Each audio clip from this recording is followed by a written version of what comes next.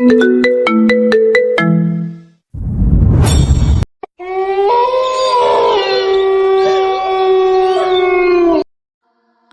বাসায় এসে আমাকেই বলছেন কি করতে এসেছি? মেয়েটা বিগলিত হেসে নিচু আওয়াজে বলল, আমি একটু অপ্রস্তুত হয়ে পড়লাম। মেয়েটা আবার বলল, বাসার গেটে নাম ফলকে কি লেখা আছে দেখেননি? অমিশা ভিলা। পড়েননি সেটা?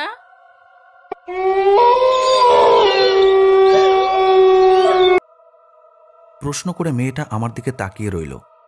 আমি প্রশ্নটা কানে নেইনি, সাড়াও দেইনি, উল্টো ফাঁদ পেতে দাঁড়িয়ে রইলাম। মেয়েটা দৃষ্টি সরালেই আলো জ্বালিয়ে দেব। সে নিজেই বলেছে আলো তার সহ্য হয় না। তার মানে আলো জ্বালালে সে চলে যাবে। এই এক বুদ্ধি মাথায় আসায় আমি বেশ খুশি হয়েছিলাম। কিন্তু অনেকক্ষণ হয়ে গেল মেয়েটা নড়ছে না, দৃষ্টিও সরাচ্ছে না, এমনকি চোখের পাতাও ফেলছে না। আতঙ্কের বিষয় হচ্ছে যত সময় যাচ্ছে মেয়েটার চোখ ততই উজ্জ্বল হয়ে যাচ্ছে। রাত বাড়ার সাথে সাথে সে হিংস্র থেকে আরো হিংস্রতর হচ্ছে না তো? পরক্ষণেই মনে হলো, আরে আমি যেভাবে ফাঁদ পেতে দাঁড়িয়ে আছি, মানে মেয়েটা চোখ সরালেই খপ করে আলো জ্বালিয়ে দেব, ঠিক তেমনিভাবেই মেয়েটাও কোনো রকম ফাঁদ পেতে নেই তো? সেও কি আমারই মতো সুযোগের অপেক্ষা করছে? চোখ সরালেই উড়ে এসে গলা চেপে ধরবে। এই ভয়ঙ্কর মুহূর্তে মাথায় একটা বুদ্ধি খেলে গেল। পা ছুঁড়ে পায়ের জুতো একটু দূরে ফেলে দিলাম। যা ভেবেছিলাম ঠিক তাই হলো। মেয়েটা সেই উড়ন্ত জুতোর দিকে তাকালো। সেই সুযোগেই আমি সুইচ টিপে দিলাম। সঙ্গে সঙ্গে চারপাশে আলোকিত হয়ে গেল। কিন্তু এ কি? বিছানায় বসে থাকা মেয়েটা, মেয়েটা কোথায় গেল?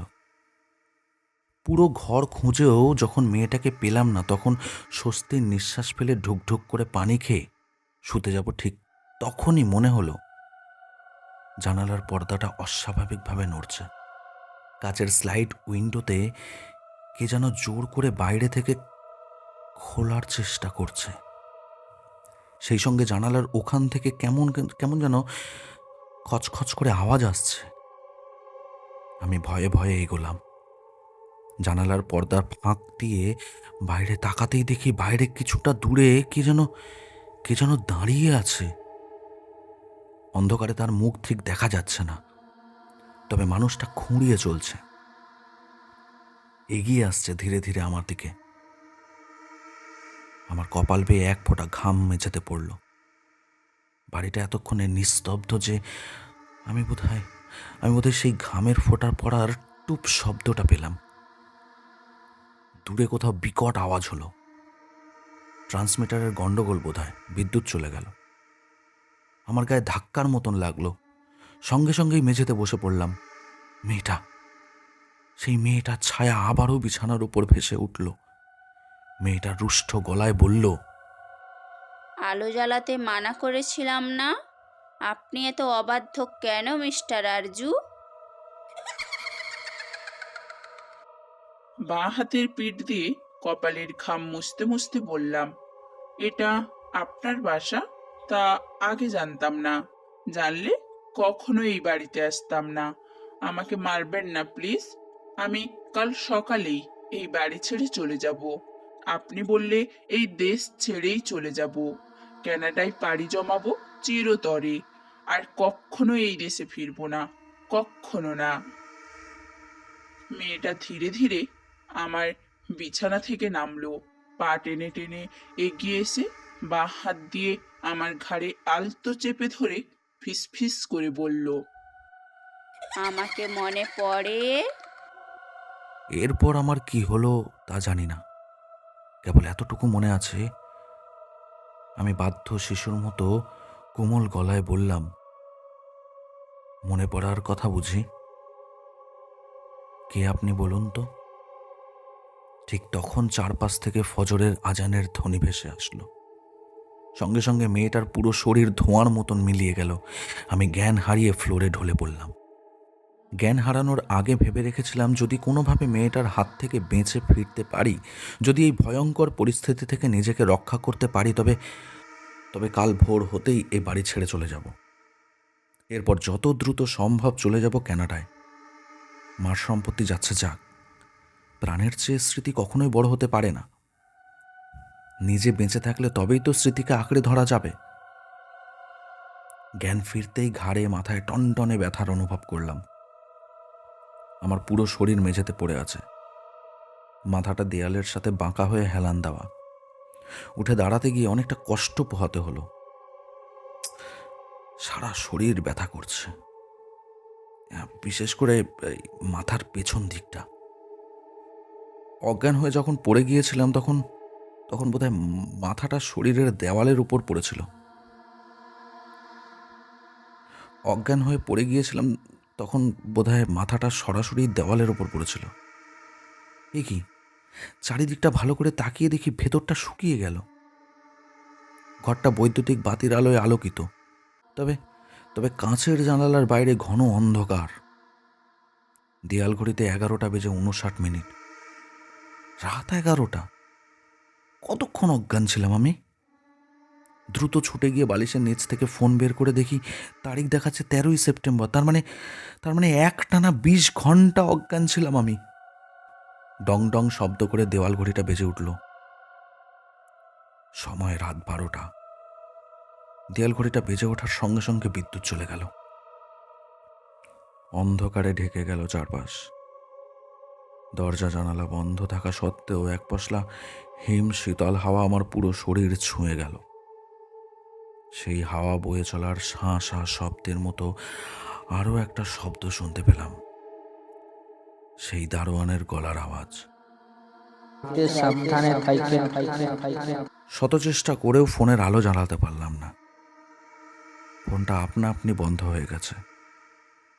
পাওয়ার বাটন চাপ রাখার পরেও খুলছে না। লাইটারটাও খুঁজে পাচ্ছি না কোথাও। এ কেমন গোলক ধাঁধায় আটকে পড়লাম আমি। অন্ধকারে মৃদু হাওয়া যেন আমার কানে কানে বলে গেল, সে আসছে, হাওয়ার বেগে ছুটে আসছে সে। টিক টিক টিক, রাত 12:05। অন্ধকার ঘরের এক কোণে গুটিসুটি মেরে বসে আছি। উইন্ডচাম দোলার টুংটাং শব্দ হচ্ছে, আর একটা মৃদু কণ্ঠ বাতাসে ভেসে আসছে। একটা অতি কোমল নারী কণ্ঠ। কণ্ঠটা মিয়ানো গলায় বলছে, ভুলে গেলেন সব মিলিয়ে আমাকে? বিকট এত আতঙ্কে ঘিরে বাড়িতে সহজেই বন্দি ভুলে আমি। গেলেন? চারপাশের পরিবেশ কি ভয়ঙ্কর, কি কি ভীতিজনক তা কেবলমাত্র আমিই জানি। এমনিতেই শরীর থরথর করে কাঁপছে, তার উপর পিঠের চামড়া দিয়ে উপর থেকে ক্রমাগত নিচের দিকে নামতে থাকা এক ফোঁটা ঘাম আরও কাঁপিয়ে তুলছে। কিছুক্ষণ পর পর উইন্ডচাম দোলার শব্দটা বাড়ছে, 2 গুণ, 3 গুণ, 4 গুণ। তারপর এক সময় এক নাগাড়ে বেজেই চলল, টুংটাং টুংটাং টুংটাং। আমি কানে হাত দিয়ে হাঁটুতে মুখ গুজে বসে রইলাম। যখন শব্দটা পুরোপুরি থেমে গেল তখন দৃষ্টি উঁচু করলাম। এখন শুধু দেওয়াল ঘড়ির টিক টিক শব্দ। 12:17। চোখের সামনে একটা ছায়া ভেসে এলো।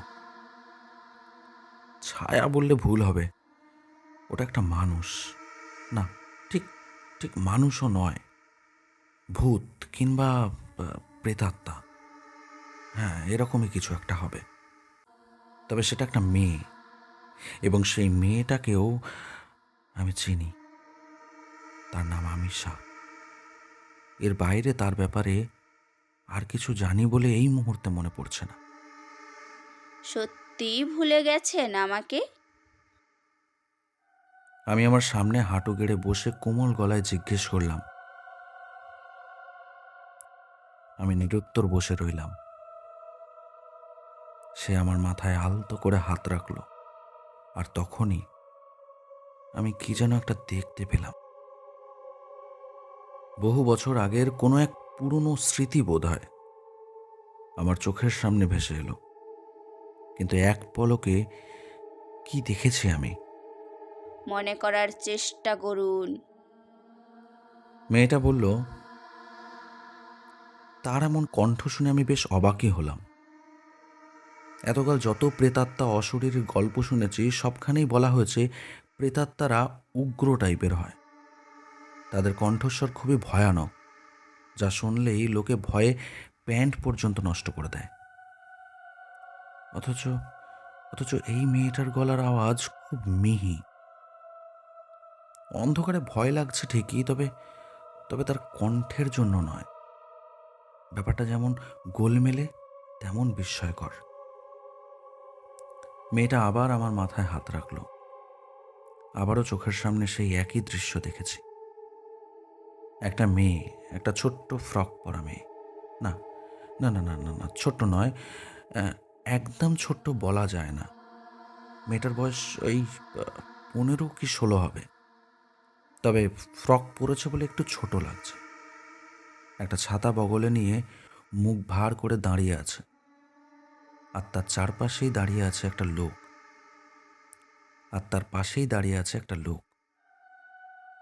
লোকটাকে বোধহয় আমি চিনতাম, এখন ঠিক মনে পড়ছে না। কে সেই ফ্রক পরা মেয়ে? তার পাশে এই লোকটাই বা কে? অজান্তেই প্রশ্ন করে ফেললাম। আমার সামনে বসে থাকা মেয়েটা আরও একটু এগিয়ে এলো, কানের কাছে ফিসফিস করে বলল,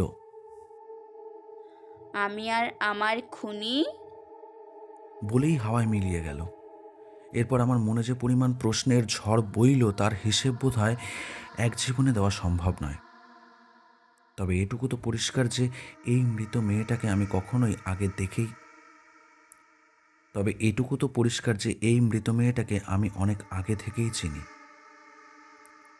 হয়তো হয়তো তার খুনিকেও চিনি, আপাতত মনে পড়ছে না। বসে থাকতে থাকতে পা দুটো অবশ হয়ে আসছিল। এতক্ষণ একটা ঘোরের মধ্যে ছিলাম। এখনো পুরোপুরি ঘোর কাটিনি, তবে আগের মতো অতটা ঘোরগ্রস্ত নয়। হাঁটুর উপর ভর দিয়ে উঠে দাঁড়ালাম।